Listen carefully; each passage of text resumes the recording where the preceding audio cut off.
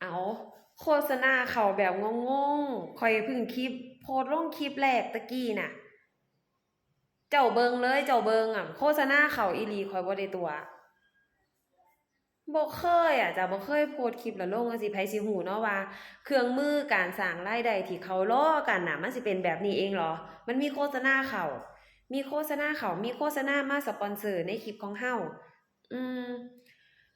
มันเป็นผลตอบรับที่ดีเด้เออ น้องคนหนึ่งข่อยก็ติดตามน้องเขามาโดนแล้วน้องเขาก็ลงคลิปตลอดข่อยก็เบิ่งจนจบคลิปตลอดคือกันแต่น้องเขาก็บ่ทันได้มีโฆษณาเข้าเพราะว่าเหตุนี้เองที่น้องเขารอเครื่องมือนี่รออยู่รอโดนแล้วพร้อมอะบางคนแบบคลิปเขายอดวิวดีผู้ติดตามเขาเยอะอืมแต่เขารอแค่เครื่องมือเดียวนี่จ้ะลองลองไปเบิ่งคลิปแรกที่ข้อยลงเบิ่งแล้วเอาไปปรับเปลี่ยนเบิ่ง